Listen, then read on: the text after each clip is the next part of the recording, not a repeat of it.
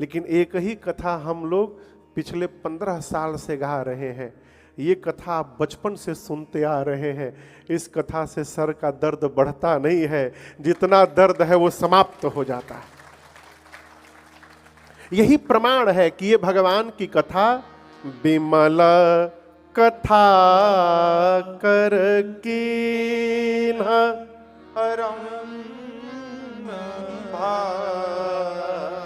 सुनत न साहि काम मद तम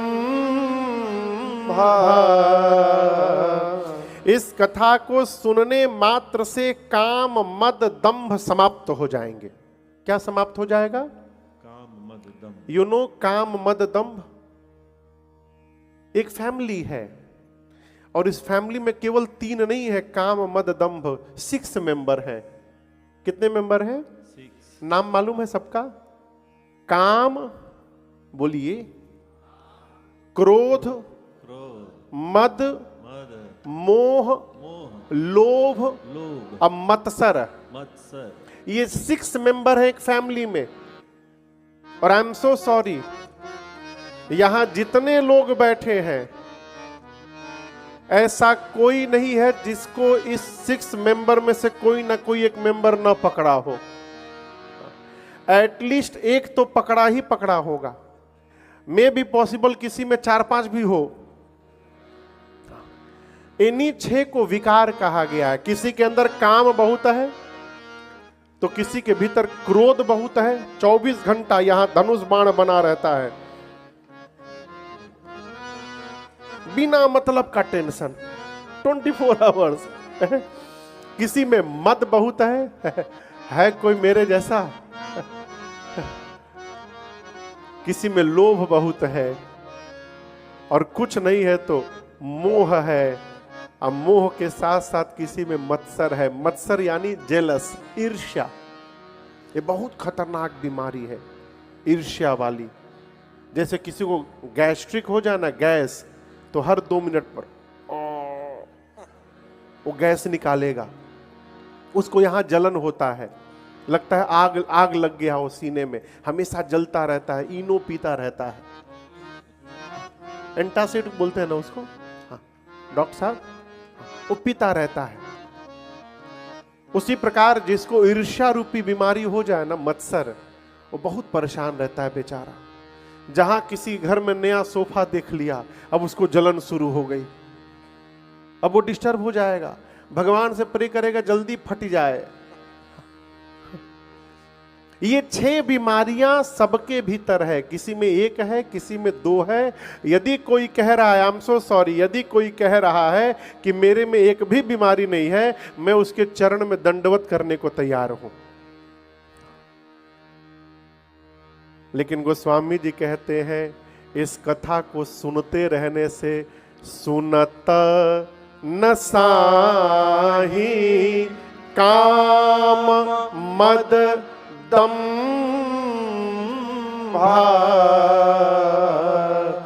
धीरे धीरे ये भगवान की कथा यदि जीवन में कान में जाती रहे तो इस कथा के प्रभाव से ये विकार हमारे जीवन से धीरे धीरे नसा जाएंगे।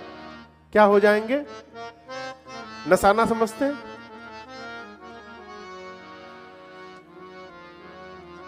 हाँ, नाश हो जाना। कैसे नाश हो जाना?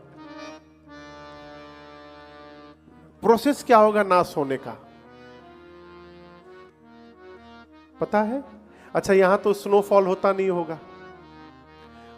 बारिश में कभी ओला गिरता है, बर्फ? उधर बोल रहे नहीं होता, आप बोल रहे कभी काल होता है। हाँ? अच्छा अच्छा, चलिए कभी हो जाए। आपने कभी देखा है ऐसा? कभी हमारे भारत में कभी होता है तो जब बर्फ गिरने लगे ऊपर से तो थोड़ी देर में पूरी सड़क वाइट हो जाती है बर्फ से। आप चेयर लेकर के बैठ जाइए और उस बर्फ को देखते रहिए, आइस को जो वाइट है वो देखते देखते कैसे गायब हो जाए पता नहीं चलता। वो धीरे धीरे मेल्ट होकर के गायब हो जाता है। तो जो देखते देखते समाप्त तो हो जाए और पता ना चले, इस प्रोसेस का नाम है नशा जाना। झटके में समाप्त होने वाला नहीं है, फिर तो जुल्म हो जाएगा। झटके में समाप्त होने वाला नहीं है। सुनता नशा ही काम मद दम। ये कथा की महिमा है। कथा जीवन के विकार को धीरे धीरे समाप्त कर देती है। गोस्वामी जी कहते हैं इसका नाम है रामचरितमानस। सुनने से क्या होगा? सुनत श्रवण पाइय विश्राम।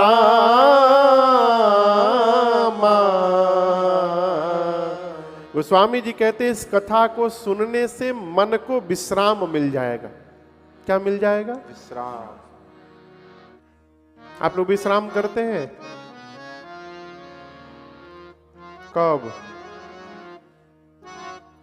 बोलिए। योगेंद्र जी विश्राम किए हैं आज? डरे नहीं बोल रहे हैं। दोपहर में जो पावर नैप लेते हैं 1 घंटे का चाहे आधे घंटे का, वो विश्राम नहीं है। इस बात को ठीक से समझिएगा। जीवन में एक बार यदि विश्राम मिल गया, एक बार, उसके बाद दोबारा जीवन में कभी दुख आ ही नहीं सकता है। फिर उसके जीवन में हमेशा आनंद ही आनंद बना रहेगा। विश्राम क्या है? किसी भी कंडीशन में यदि हमारा मन विचलित नहीं हो रहा है, ये जीवन का विश्राम है। और ये कब आएगा? जब ये पता चल जाएगा कि हम तो केवल निमित्त मात्र हैं, हम कठपुतली हैं, करने कराने वाले तो भगवान है। फिर हर कंडीशन में जीव भगवान के भरोसे आनंद में रहता है। राजी है हम उसी में जिसमें तेरी रजा है। ये जीवन का विश्राम है। बाबा कहते हैं कथा सुनने से जीवन में विश्राम की प्राप्ति होती है। गोस्वामी तुलसीदास जी कहते हैं मैंने सबसे पहली बार इस कथा को अपने गुरुदेव भगवान के मुख से सुना था। किसके मुख से? गुरुदेव भगवान। गोस्वामी तुलसीदास जी के गुरु जी हैं प्रातः स्मरणीय परम पूज्यपाद श्री नरहरिया दास जी महाराज। उनके गुरुदेव भगवान थे। मैं पुनि निज गुर सन सुनी कथा सुसुकर खेत। समुझी नहीं तस बालपन तब अति रहेऊं अचेत। गोस्वामी जी कहते हैं मैंने सबसे पहले इस कथा को अपने गुरु जी के मुख से सुना। कहां सुना? बराह क्षेत्र में, सूकर क्षेत्र में, भारत में। लेकिन गोस्वामी जी को देखिए कैसे इस बात को स्वीकार करते हैं कि गुरु जी ने मुझे सुनाया तो, लेकिन मेरे समझ में कुछ नहीं आया। आज ये बात कौन बोलेगा कि हमको कुछ समझ में नहीं आ रहा है? जो यहां तो हम लोग बहुत दूर हैं, भारत में कथाओं में बहुत भीड़ होती है, लगभग 20,000-25,000 लोग होते हैं एवरेज में। तो जो कथा में 3-4 घंटा सोता भी है ना, कथा में नींद बड़ी अच्छी आती है। जो घर में टेबलेट से सोता हो, कथा में ले आइए बिना टेबलेट के सो जाएगा वो। तो जो 4 घंटा सोया भी रहता है ना, उससे भी यदि बाहर पूछिए आपकी कैसा रहा, अद्भुत अद्भुत आनंद आया, जबकि वो पूरे कथा सोया था। वो गोस्वामी जी कह ही रहे हैं कि मेरे गुरु जी ने मुझे सुनाया लेकिन मेरे समझ में कुछ नहीं आया। समझ नहीं तस बालपन तब अति रहे अच्छे। मैं बालपने में था, छोटा था, मेरी उतनी समझ नहीं थी। गुरु जी मुझे सुनाए लेकिन मेरे समझ में कुछ नहीं आया। लेकिन यहां इसके बाद वाली बात बड़ी अद्भुत है। घर परिवार में आप किसी को कोई लेसन समझा रहे हैं और उसको समझ में नहीं आ रहा है, आप कितनी बार समझाएंगे? हाँ, बोलिए बोलिए बोलिए। 2 से 3 बार। बच्चे को कोई बुक पढ़ाने के लिए आप बैठे अपने, उसको कोई लेसन, उसका बुक का कोई चैप्टर समझ में नहीं आ रहा है, आप 2-3 बार समझा के रुक जाएंगे, अब ये गधा है समझेगा ही नहीं। लेकिन गोस्वामी जी कहते हैं मेरे गुरु जी 2-3 बार में नहीं माने। कैसे माने? तदपि कही गुर बारहि बारा, तदपि कही गुर बारहि बारा, समुझि परी कछु मति अनुसारा, समुझि परी कछु मति अनुसारा, भाषा बाधा करबी मैं सोई, भाषा बाधा करब मैं सोई, मोरे मन प्रबुध जेहि होहि, मोरे मन प्रबुध जेहि होई, मोरे मन प्रबुध जेहि होई, मोरे मन प्रबुध जेहि होई। गोस्वामी तुलसीदास जी कहते हैं गुरु जी ने मुझे सुनाया, मेरे समझ में कुछ नहीं आया, लेकिन गुरु जी ने मेरे हार नहीं मानी। तदपि कही गुर, कितनी बार गुरु जी ने कहा? बारहि बार, बार बार गुरु जी सुनाए, बार बार सुनाए। और गोस्वामी जी कहते हैं गुरु जी के बार बार कहने से समुझि परी कछु मति अनुसार, जितनी मेरी बुद्धि थी उतना मैंने समझा। कछु कहा, थोड़ा सा समझा। एक दिन मैं सोच रहा था कि गोस्वामी जी थोड़ा सा समझे तो इतना लिख दिए थे, यदि पूरा समझ जाते तो ना जाने क्या लिख डालते। ये थोड़ा सा समझे हैं? यहां आप लोग इतने सारे लोग बैठे हैं ना, लेकिन क्या सब एक जैसा समझ रहे हैं? बोलिए क्यों? जिसकी जितनी बुद्धि है वो उतना ही समझेगा। बारिश हो रही है तो कौन कितना पानी बटोरेगा? जिसके पास जैसा बर्तन होगा वो उतना ही पानी लेकर आएगा। जो बाल्टी लेकर निकला है वो बाल्टी में भर के लाएगा। जो कलछुल लेके निकला है, कलछुल समझ रहे हैं, वो कलछुल में लेके आएगा। जो कटोरी लेकर निकला है कटोरी में लेके आएगा। और जो अजूरी पसारा है उसका घर आते आते सब निकल जाएगा। कहने का अर्थ हमारी समझ जितनी है हमको उतना ही समझ में आएगा। आप कितनों रगड़ लो, कुछ होने वाला नहीं है। गोस्वामी जी कहते हैं गुरु जी ने मेरे बार बार सुनाया और उस बार बार सुनने से मेरे समझ में थोड़ा सा आया, और जितना मुझे समझ में आया है उसी को मैं यहां लिखने जा रहा हूं। भाषा बध करबि मैं सोई, मोरे मन प्रबोध जेहि होई। यहां तो अभी रघुनाथ जी की कृपा से मैं आया हूं। मेरे पहले भी कई महापुरुष आए होंगे कथा सुनाने, मेरे बाद भी कई आते रहेंगे। मेरी प्रार्थना है कथा समझ में आवे चाहे न आवे, जा करके बैठिए। समझ में न आवे उसके बाद भी बैठिए। क्यों महाराज? टैप जानते हैं? टैप, नल नल नल।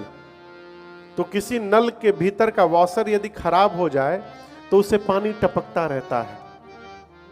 देखा है ऐसा कभी? नल फिजी में होता है टपकने वाला नल? अच्छा होता है। अच्छा हाँ, मैं पूछ लिया मैं।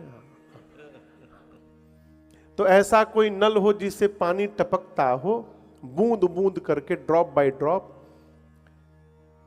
ऐसे नल के पास आप साल 2 साल बाद जाइए,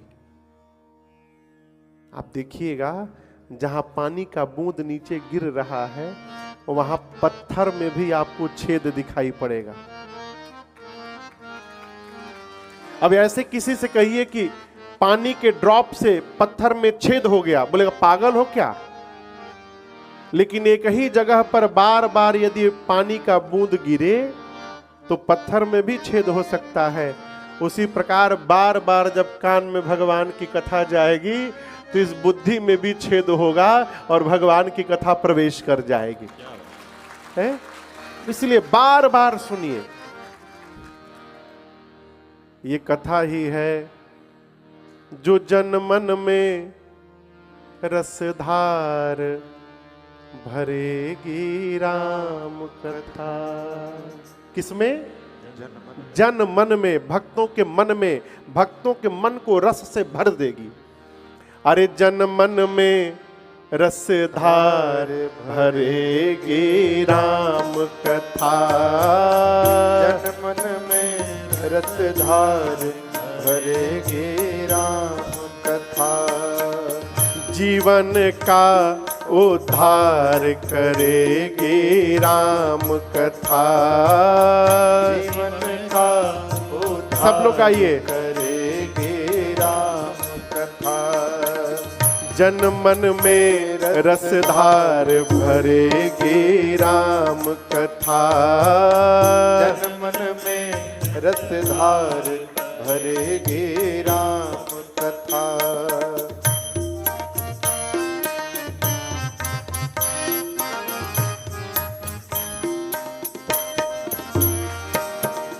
राम लखन प्रिय भरत शत्रुघ्न संग जानकी अंजनी नंदन। राम लखन प्रिय भरत शत्रुघ्न संग जानकी अंजनी नंदन। हाँ, राम लखन प्रिय भरत शत्रुघ्न संग जानकी अंजनी नंदन। राम लखन प्रिय भरत शत्रुघ्न संग जानकी अंजनी नंदन। अरे मन मंदिर दरबार करेगी राम कथा। मन मंदिर दरबार करेगी राम कथा। अब जन मन में रसधार भरेगी राम कथा। जन मन में रसधार भरेगी राम कथा।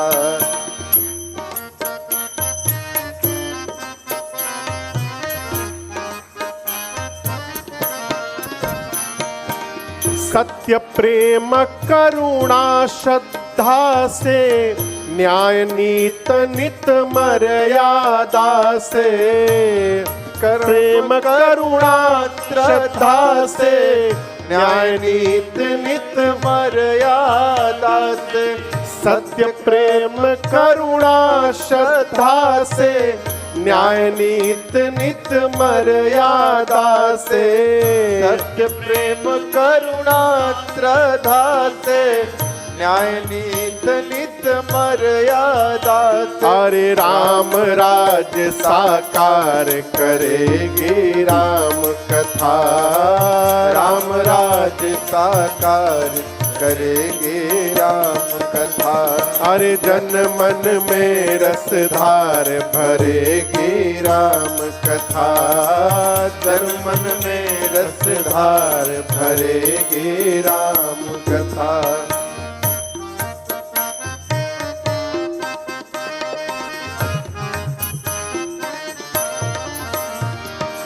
अच्छा, मैं पहली बार आया हूं यदि मैं आपसे कुछ रुपया उधार मांगू, रुपया तो चलेगा नहीं, फिजियन डॉलर, फिजी डॉलर उधार मांगू तो मिलेगा? पूछ रहा हूं, मिलेगा? नहीं मिलेगा। मुंह पर भले भले मिल जाएगा महाराज, अभी कोई लेके चला गया, अभी था, अब बहाना बना दीजिएगा। जिससे आपका कोई परिचय नहीं है, उससे आपको उधार मिलने वाला नहीं है। उधार लेने के लिए पहले आपको परिचय बनाना पड़ेगा। उसी प्रकार श्री रामचरितमानस को साल में एक बार खोलिएगा तो इससे कुछ मिलने वाला नहीं है। इससे डेली रिलेशन जब बना के रखिएगा तो आगे जब जब खोलिएगा कुछ ना कुछ जीवन में प्राप्त होगा। साधक कहता है, कथा जीत है हार नहीं है, मिलता तुरंत उधार नहीं है। कथा जीत है हार नहीं है, मिलता तुरंत उधार नहीं। कथा जीत है हार नहीं है, मिलता तुरंत उधार नहीं है। कथा जीत है हार नहीं है, मिलता तुरंत उधार नहीं। अरे मन बस व्यापार करेगी राम कथा, अरे सफल नगद व्यापार करेगी राम कथा। जन मन में रसधार भरेगी राम कथा, जन मन में रसधार भरेगी राम कथा।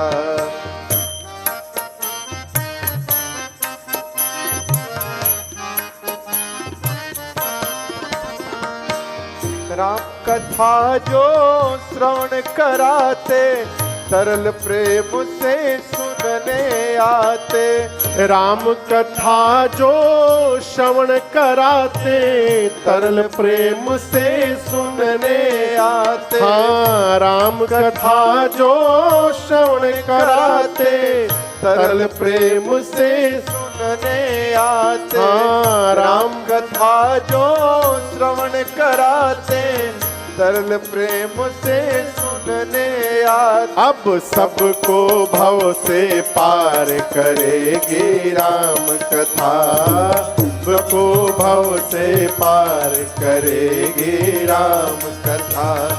जन मन में रसधार भरेगी राम कथा, जन मन में रसधार भरेगी राम कथा। अरे मन का बेड़ा पार करेगी राम कथा, सबका बेड़ा पार करेगी राम कथा। अब जन मन में रसधार भरेगी राम कथा, जन मन में रसधार भरेगी राम कथा। जीवन का उद्धार करेगी राम कथा, अरे सबको भव से पार करेगी राम कथा। पूज्यपाद गोस्वामी तुलसीदास जी कहते हैं, जितना मेरे समझ में आया मैं उसको लिखने जा रहा हूं, लेकिन आगे की बात और अद्भुत है। गोस्वामी जी कह रहे हैं, आई एम सो सॉरी।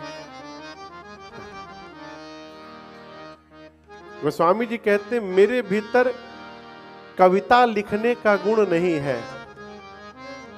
देखिए, कविता सब लोग नहीं लिख सकते, गीत सब नहीं लिख सकते। जो गा सकता है वो लिख सकता है, जरूरी नहीं है। जो लिख सकता है वो गा सकता है, ये भी जरूरी नहीं है। गोस्वामी जी कहते हैं, कविता लिखने की क्वालिटी मेरे भीतर नहीं है। कविता विवेक एक नहीं मोरे, बिलीव मी, सत्य कहूं लिखी कागज को रे। गोस्वामी जी कहते हैं मेरे भीतर कविता लिखने का ढंग नहीं है, विश्वास करिए मैं ब्लैंक पेपर पर लिखकर साइन करके देने को तैयार हूं। क्या? मेरे भी अंदर कविता लिखने का ढंग नहीं है। आजकल जिसको कुछ नहीं आता है वो भी महारथी बना हुआ है। अयोध्या में मैं बैठा था एक महात्मा के पास, तब तक एक आदमी आया, उनका कोई परिकर होगा, कहा गुरुजी हम ये बुक लिख करके लाए हैं, प्रिंट करा करके, इसका विमोचन आप कर दीजिए।